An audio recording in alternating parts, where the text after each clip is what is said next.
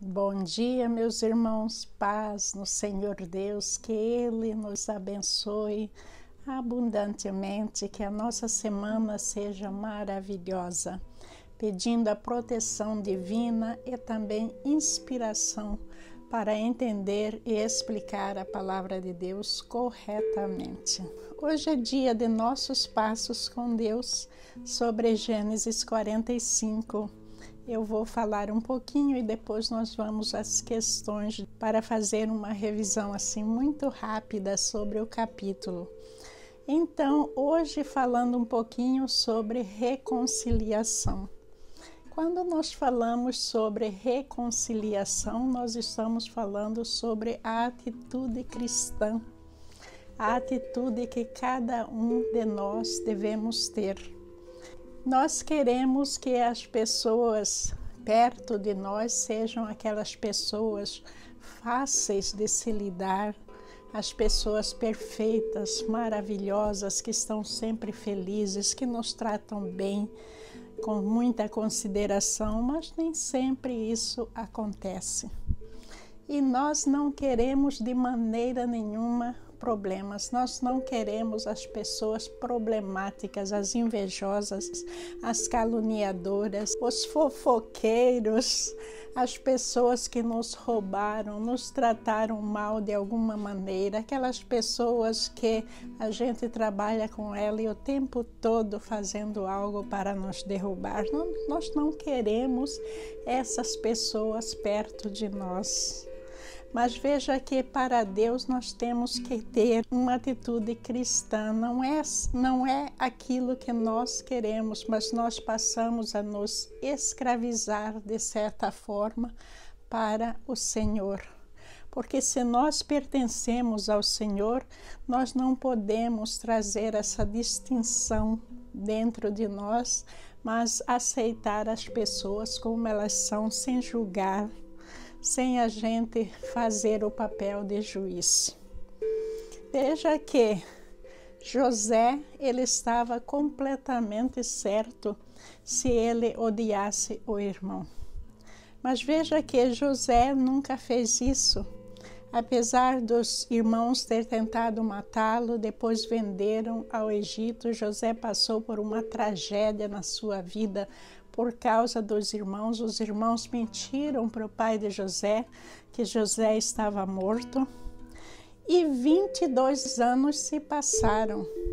Estes irmãos, eles nunca mostraram arrependimento. Nunca falaram com o pai sobre a verdade, nunca foram procurar ver se José estava vivo ou morto.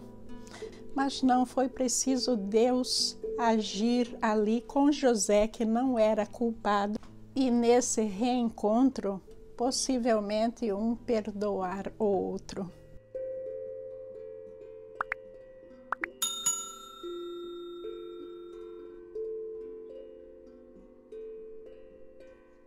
Mas tudo dependeu aí da atitude de José.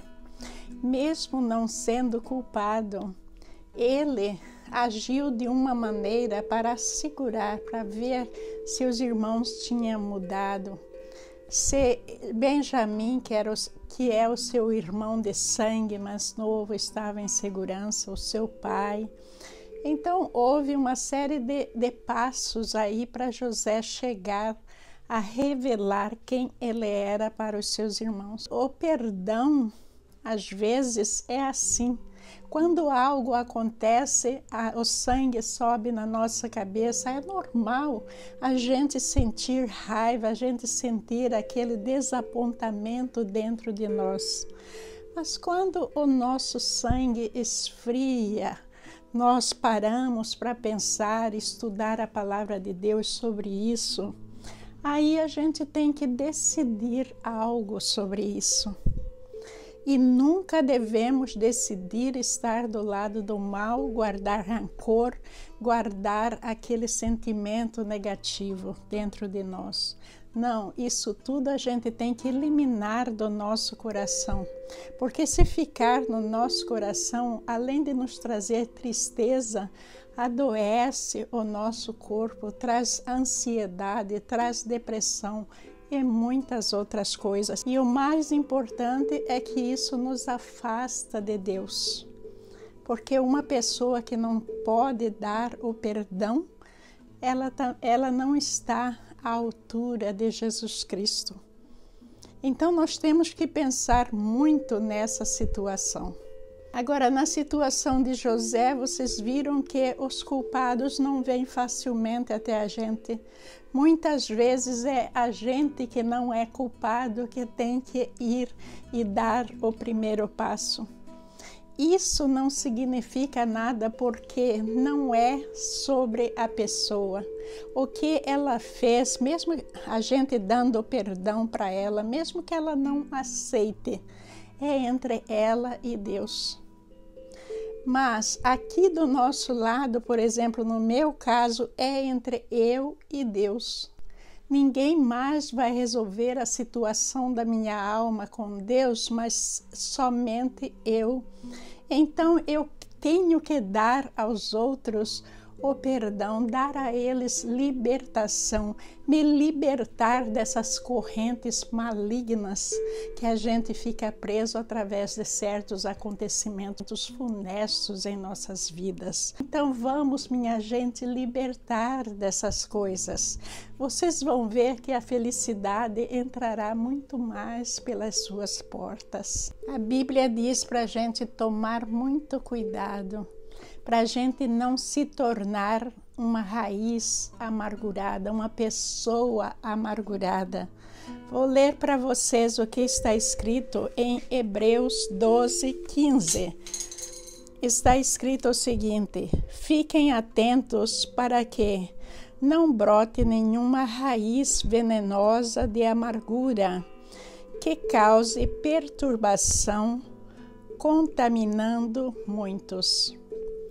Veja que quando a gente tem esse problema com o nosso próximo, a gente passa a ser uma pessoa amarga, porque quando a gente encontra os outros, a gente tende a contar aquela história, a gente tende a reclamar sobre isso. E daí o Satanás faz festa à nossa volta, porque é isso que ele quer, envolver quanto mais pessoas no nosso desgosto. E isso também é muito mal, porque a gente está trazendo negatividade para o nosso próximo. Cada vez que a gente revive essas coisas, esses desgostos da vida com o nosso próximo, se não tem a intenção de melhorar a situação, é melhor que a gente cale e ore.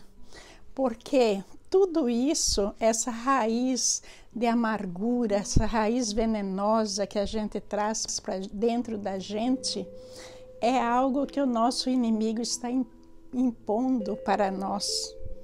E a gente tem que rejeitar isso, e a gente só rejeita isso dando liberdade para aquele que está trazendo isso para nós. A gente oferece o perdão mesmo que a pessoa não está pedindo. Se a pessoa aceita, tudo bem. Se a pessoa não aceita, é entre ela e Deus, mas a gente já se libertou, a gente já deu a libertação para a pessoa. E dando essa libertação, já não existe aquele elo entre mim e a pessoa, entre você e a pessoa, mas sim o elo vai ficar entre ela e Deus, entre ela e as artes satânicas, até que ela chegue também àquele momento em que ela tem que fazer as coisas certas, sim, para chegar até Deus. Agora, nesse caso, dar perdão é muito difícil, porque a gente vai estar absorvendo a dor e a perda causada pelo outro. A gente absorve como se fosse da gente, e daí a gente dá o perdão. Isso não é para qualquer um, porque se a pessoa não tem Deus no coração, a pessoa não consegue fazer isso de jeito nenhum. Mas é a vontade de Deus que nós façamos isso. Quando Jesus nos perdoa, não significa que Deus simplesmente vai passar uma borracha em cima do mal que foi cometido. Não, nós ainda temos que arcar com a responsabilidade dos nossos atos. Então, para entender isso, vamos ver o que Jesus está falando. Está escrito em Mateus 18, 32 e 33. Servo mau, eu perdoei sua imensa dívida porque você me implorou. Acaso não devia ter misericórdia de seu companheiro, como tive misericórdia de você? Quer dizer que mesmo quando a gente está correto, a gente tem que dar o perdão. A gente tem que ter misericórdia, como Jesus teve misericórdia, passou por toda a crucificação, morreu por nós. Esse é um ato de misericórdia sem igual, porque Jesus era puro. Ele assumiu os nossos erros. Agora, a gente não consegue, às vezes, perdoar uma só pessoa. Imagina a situação de Jesus, que ele assumiu o pecado da humanidade inteira. Agora, se nós queremos viver do lado de Deus, nós temos que fazer isso. Nós temos que arcar com as consequências dos atos errados dos outros, tendo misericórdia da pessoa e dando o perdão. E dessa forma nós estamos completamente libertos. O que nós devemos sempre lembrar é que a chave da reconciliação não é sobre a pessoa, não é sobre nós mesmos, mas é sobre a nossa atitude perante a Deus. Quando nós oferecemos o perdão, mesmo de alguém que nos ofendeu, significa que nós estamos tendo uma atitude correta diante de Deus. Não importando a pessoa, porque quem vai lidar com essa pessoa é Deus. E se nós estamos errados, para a gente chegar perto de Deus de novo, a gente tem que ter a humildade de pedir o perdão, de falar com essa pessoa e abrir o nosso coração sinceramente pedindo perdão. Aí, nesse caso, da gente para a pessoa, a gente está restabelecendo elos que foi cortado pela nossa ação desumana. Mas isso também restabelece o nosso elo com Deus e corta o nosso elo com o Satanás. Porque quando a gente está vivendo coisas ruins, a gente está praticando o mal e a gente não faz essa limpeza espiritual, Deus se afasta e nós estamos propensos a todas as artes malignas que vêm em nossa direção. Vejam que o apóstolo Paulo, ele era, a certa altura da sua missão, ele se tornou prisioneiro de César. E daí, ele, falando sobre a situação dele, ele não vai dizer que ele é prisioneiro de César, mas que ele é escravo de Jesus Cristo. Então, lendo aí para vocês, Efésios 3:1, está escrito o seguinte: quando penso em tudo isso, eu, Paulo, prisioneiro de Cristo Jesus, para o bem de vocês, gentios. Veja que Jesus Cristo não tinha posto o apóstolo Paulo na prisão. César tinha o apóstolo Paulo preso lá na prisão. E se a gente for ver do ponto de vista humano, o culpado é César. Ele estava preso por César. Mas veja que Paulo não estaria nessa prisão se Jesus Cristo não permitisse, não é? É assim que funciona a lei de Deus. Deus sabe de tudo e Ele deixa acontecer. Para quê? Para a nossa redenção espiritual ou para o cumprimento de algo que Ele quer que se cumpra. Mas isso é inevitável. Quando Deus deixa acontecer, vai acontecer. Então, é por isso que o apóstolo Paulo está dizendo que ele é escravo de Cristo e não de César. Ele aceitou tudo sem rebelar, porque como escravo de Cristo. E José, o que fez?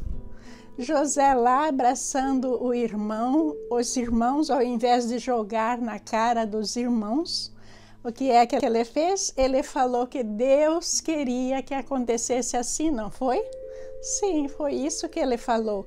Mas isso do ponto de vista de José. Na realidade, os irmãos cometeram, sim, uma falta muito grave. Deus estava redirecionando as coisas ali, mas de acordo com a liberdade desses irmãos, de acordo com o que eles fizeram no seu livre-arbítrio.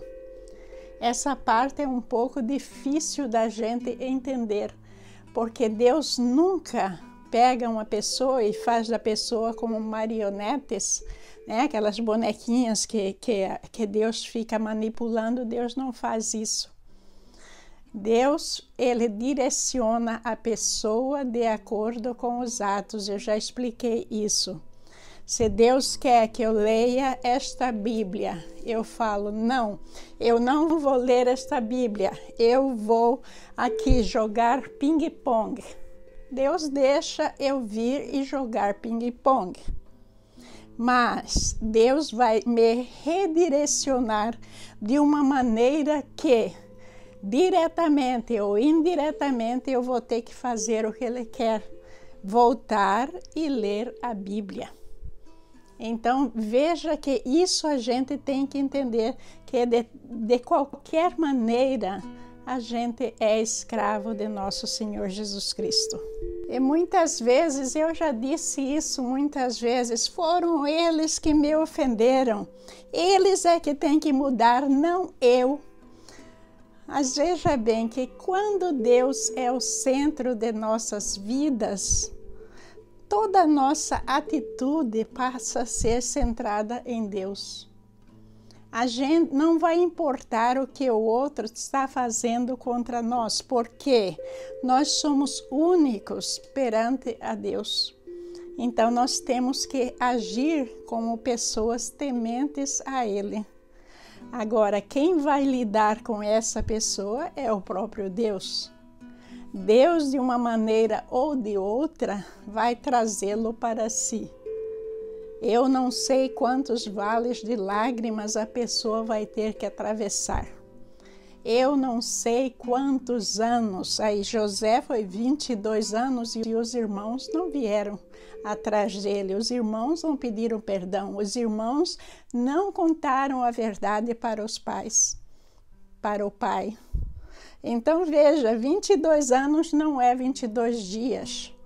Esses irmãos estavam pensando que tudo estava no esquecimento, mas Deus não esquece, não. Deus, ele vai trabalhando com a pessoa até chegar onde ele quer, porque nós, de certa forma, somos escravos dele. Então, agora, minha gente, vamos à revisão sobre Gênesis 45, que é sobre reconciliação também. E não vão embora, são apenas 5 questões, bem rapidinho, tá bom? Questão número 1. O que José fez quando se deu a conhecer aos seus irmãos? A. Chorou alto. B. Gritou de alegria. C. Rasgou sua roupa. Escolha apenas uma opção.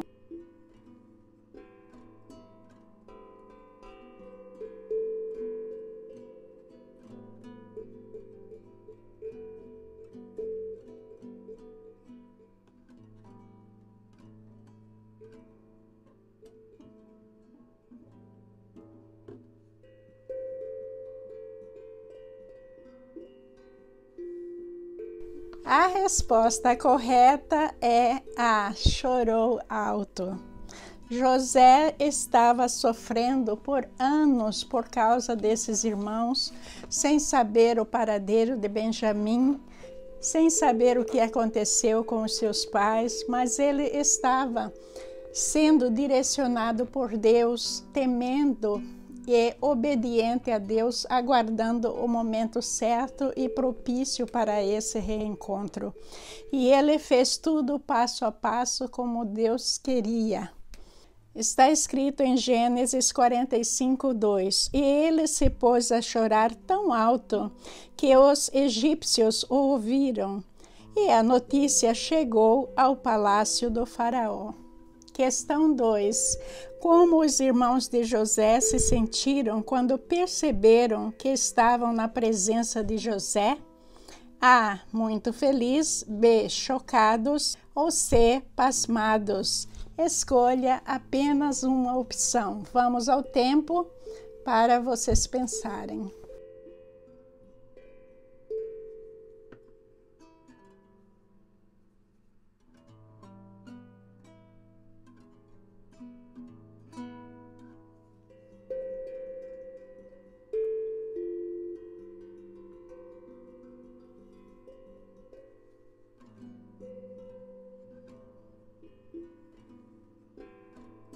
A resposta correta é C, pasmados. Os irmãos estavam sem ação diante daquilo que José tinha acabado de revelar. E eles, a princípio, não foram correndo abraçar José, porque eles estavam com medo de uma represália de José contra eles, porque o que eles fizeram contra José era muito grave. E eles sabiam que José tinha o poder de matá-los e até mesmo de os levar à escravidão. Então é por isso que eles tiveram essa atitude. Lendo para vocês Gênesis 45:3. Então disse José a seus irmãos: Eu sou José, meu pai ainda está vivo? Mas os seus irmãos ficaram tão pasmados diante dele que não conseguiam responder-lhe. Questão 3. Quando chegaram ao palácio de Faraó notícias de que os irmãos de José tinham vindo, qual foi a reação do Faraó e seus oficiais? A. Eles se alegraram. B. Chocados. C. Eles estavam com raiva. Escolha apenas uma opção. Agora vamos ao tempo para vocês escolherem.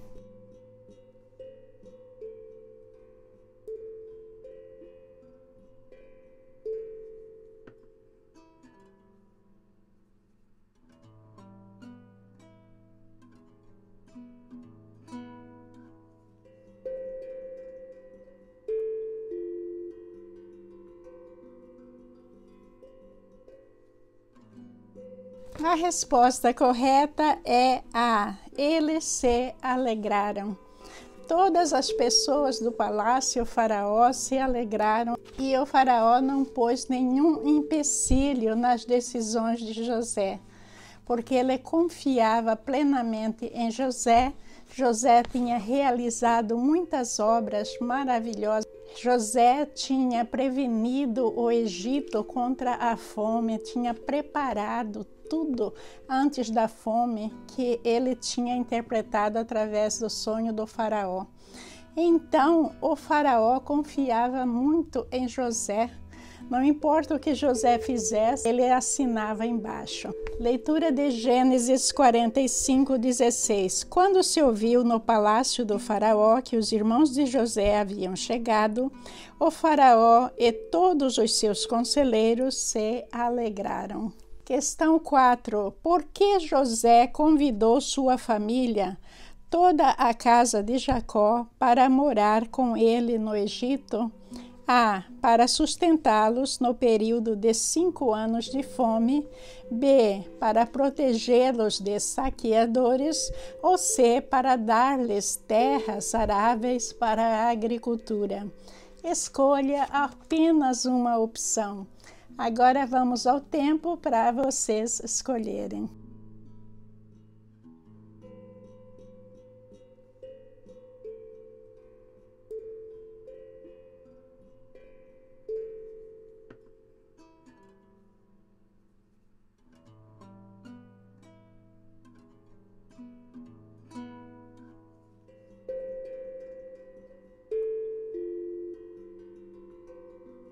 A resposta correta é A. Para sustentá-los no período de 5 anos de fome. José sabia que haveria mais 5 anos sem chuva e que o povo fora do Egito morreria de fome. Então ele queria trazer o seu pai e toda a família, tudo que eles tinham para o Egito, para protegê-los dessa miséria horrível, dessa fome horrível que eles estavam enfrentando na área do Canaã. Leitura de Gênesis 45:11. Eu te sustentarei ali, porque ainda haverá 5 anos de fome. Do contrário, tu, a tua família e todos os teus rebanhos acabarão na miséria. Questão 5. O faraó complete a decisão de José ter convidado a sua família a viver no Egito. A. Estava zangado sobre. B. Odiou. Ou C. Endossou. Essa resposta é de graça, porque de certa forma eu já respondi. Mas vamos ao tempo apenas para você ter certeza.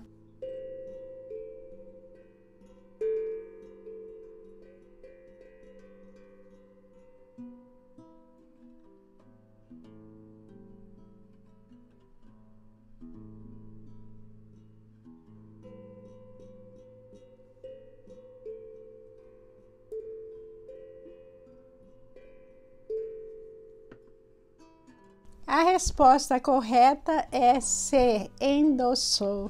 Como eu já disse, o faraó confiava muito em José. José era o homem mais poderoso depois dele, o faraó. Então, tudo que José fazia até o momento tinha dado certo, tinha trazido prosperidade para o Egito. Então, o faraó não tinha motivo nenhum para não endossar isso para José, trazer a sua família. Claro que o faraó queria ajudar José. Para complementar, leitura de Gênesis 17:18. Diga a seus irmãos que ponham as cargas nos animais, voltem para a terra de Canaã e retornem para cá, trazendo seu pai e suas famílias. Eu lhes darei o melhor da terra do Egito e vocês poderão desfrutar da fartura desta terra. Viu como foi fácil? Espero que vocês tenham saído bem. Se não, voltem de novo no capítulo ou no vídeo, dê uma olhadinha, que é para ter certeza, tá bom? Mas esse desempenho, essa boa vontade de vocês tirarem um tempinho para Deus, eu tenho certeza que Ele sabe e Ele está prestando atenção e o ajudará a compreender a palavra de Deus cada vez melhor, aplicá-la nas suas vidas e que Deus acrescente bênçãos por todo esse esforço que vocês estão realizando nos nossos estudos. Muito obrigada pela sua presença, por estar comigo, por aprender comigo. Eu, cada vídeo, aprendo muito mais que vocês possam imaginar. Um bom dia para todos vocês, muita paz, saúde e felicidades, e que a nossa vida seja maravilhosa na graça do Senhor Deus. Amém. Bom dia, meus irmãos. Muito obrigada.